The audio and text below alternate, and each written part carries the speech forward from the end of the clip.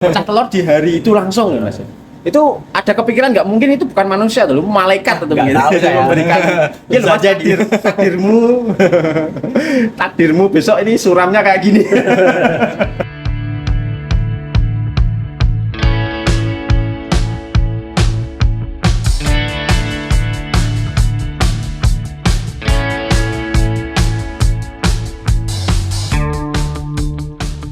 Terus itu yang tadi sempat disebutkan nama pertama yang waktu kita kenalan pertama kali di Papillon itu kan Rin ya, Iya. Rin the Dragon Voice kalau nggak salah.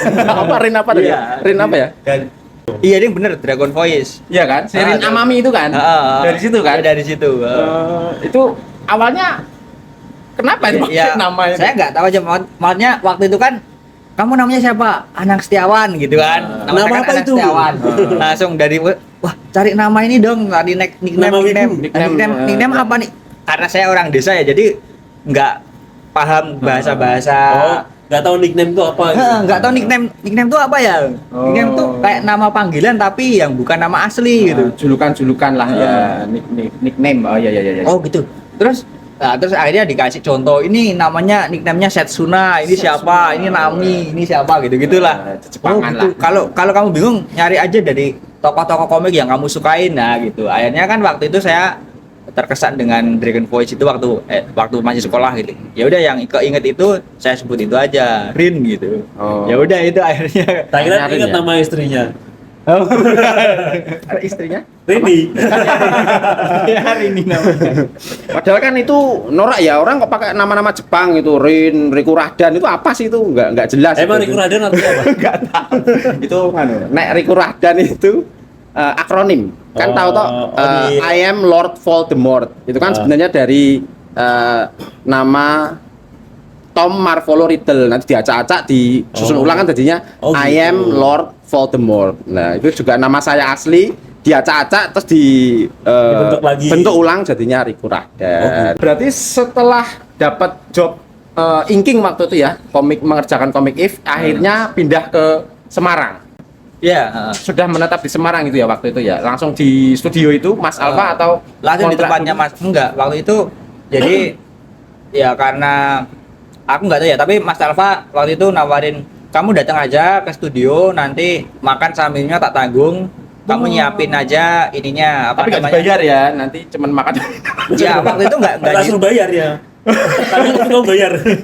kontrak namanya. waktu itu nggak maunya emang nggak ada omongan dibayar berapa apa dan saya juga niatnya Itulah awal penipuannya. Dari situ. Wah, pinjol. waktu itu saya juga nggak kepikiran dibayar berapa karena saya pikir saya itu masih belajar dan seandainya ini kesempatan saya untuk belajar ya aku udah bersyukur gitu udah bersyukur banget. Nah waktu dapat payment pertama dari If itu saya kok banyak banget Oh, nggak menyangka ternyata kok ada ya penghasilan dari membuat komik Iya. gitu dan memang untuk pada waktu itu cukup besar ya. ya buat aku cukup besar waktu itu segitu cukup besar udah Ya dibandingkan ya, sama 10.000 tadi ya tetap lebih iya, besar. nggak cukup besar udah besar banget Udah besar menurut banget aku. ya malah ya. Udah besar. Wah ini besar banget nih saya ngomong sama orang tua bahwa saya dibayar segitu tuh aja orang tua udah wah alhamdulillah bla bla bla bla gitu lah. Oh, iya. Alhamdulillah. Nah, dari situ akhirnya tambah yakin lah kalau ternyata di dunia ini bisa menghidupi dari karya itu bisa menghidupi. ya tambah yakin. Oh, tapi itu berarti sifatnya masih kerja ya? Belum berkarya secara pribadi membuat produk sendiri belum ya? Itu Belum. masih ya memang kerja ya, cuma di dunia yang disukai. Ya Lah Ya. kok apa? Wah, gimana ya? Saya takut bos saya sendiri soalnya. Apa gitu? Mohon maaf, Gimana? waktu itu kan kalau orang lihatnya itu kan belum bentuk studio yang proper lah ya, mau masih rumah kan waktu itu kalau nggak salah Dalam ya. kamar itu. Dalam kamar ya, garasi atau kamar waktu itu? Jadi garasi, belakangnya kan kamarku. Ah. Nah, kamarku tak bongkar, kasur tak keluarin, terus ganti masukin meja gambar, masukin komputer. Tidur aku di lantai sekarang. Sengsara ya.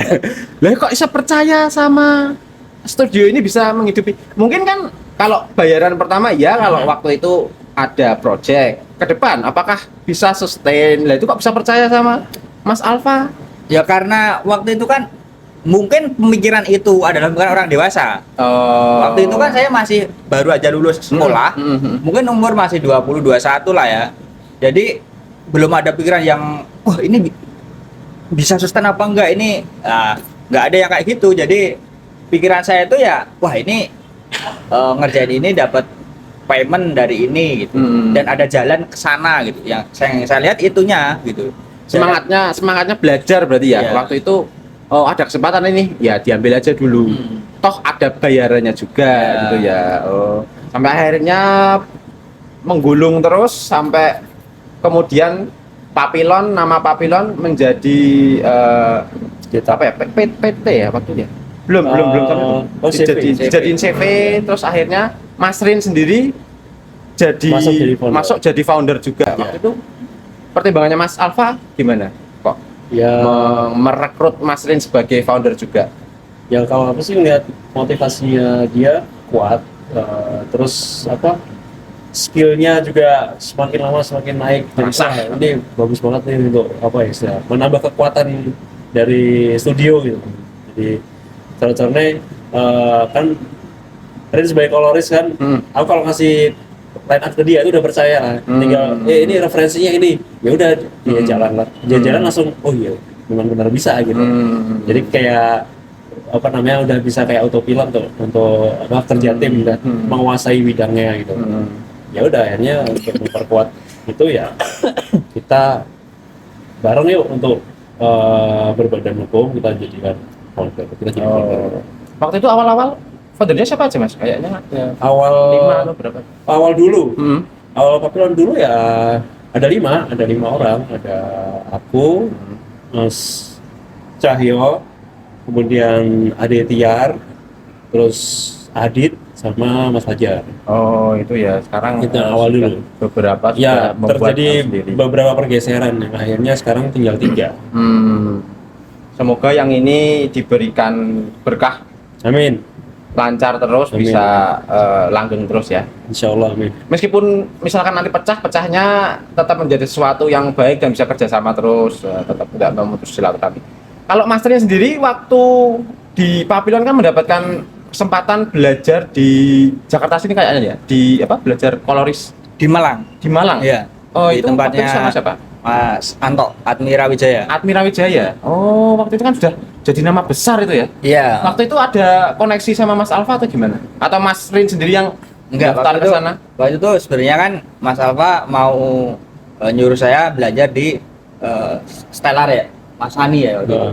Mas Ani, cuman karena pas jadwalnya saya harusnya ke Jakarta itu studionya baru renov, jadi belum bisa gitu karena Ini IFS ya dulu Mas ya? Iya Mas ya. Kayaknya lupa aku. Tapi waktu itu tuh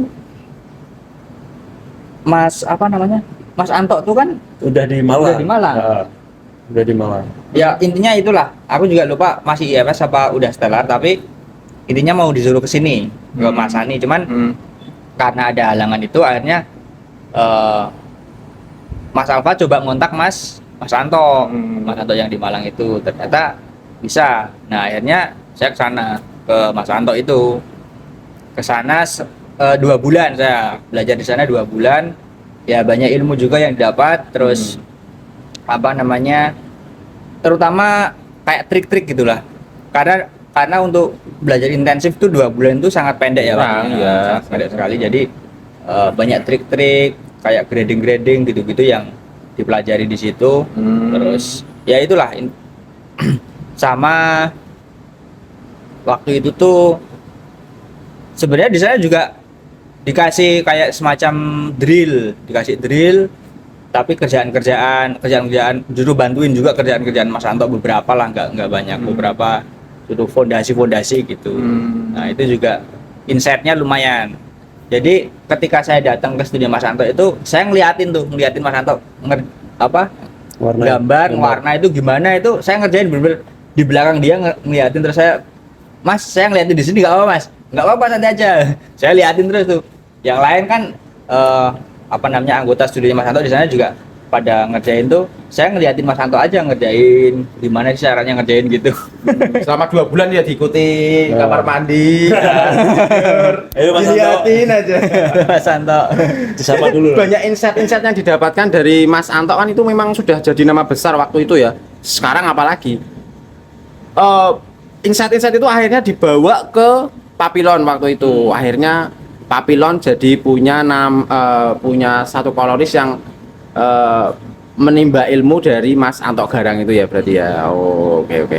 Dan akhirnya sekarang Mas Rin pindah ke Jakarta mengikuti pekerjaan istri lah ya. Jadi Bukan mengikuti pekerjaan istri, mengikuti istri. mengikuti ya. Berarti kerjaan itu gimana ya? Ya kan ngeliatin istri terus. Akhirnya ikut istri di Jakarta karena istri juga punya pekerjaan di sini. Kalau Mas Rin kan pekerjaan kita sebagai ilustrator, sebagai komik kan bisa remote lah ya. Jadi Iya, lebih fleksibel. Jadi Mas Rin mengalah untuk kerja di Jakarta ini. Jadi tapi tetap statusnya tetap sebagai founder dari Geta Studio ya. Jadi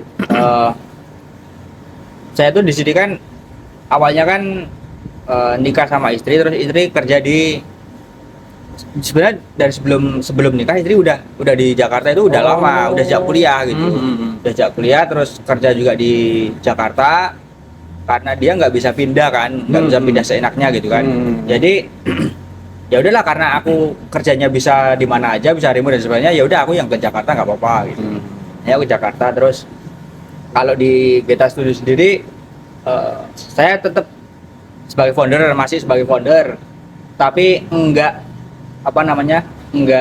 terlibat dalam produksi, dalam misalnya pekerjaan yang bersifat produksi itu enggak terlibat di situ. Enggak secara aktif lah ya, tapi kan secara nggak langsung tetap ada, misalkan ada project atau apa kan tetap Ya bisa, masih bisa kerjasama juga.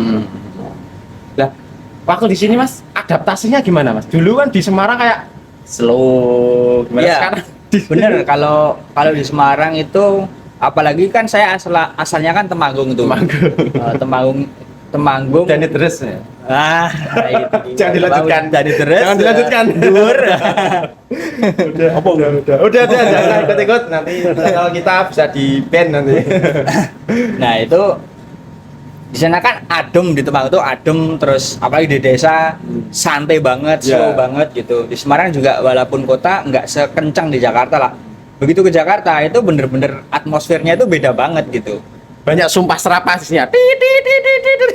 Sebenarnya yang saya rasakan ya itu iya, tapi lebih ke apa ya?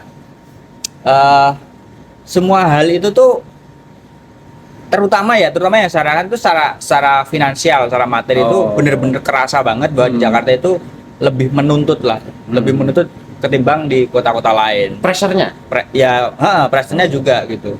Karena kalau di kalau di Semarang saya nggak bisa bayar kos, saya bisa tidur di studio kan, di cater misalnya, atau pulang ke Temanggung, nggak jauh gitu kan. Tapi kalau di Jakarta saya nggak bisa bayar kontrakan, ya mau gimana gitu kan.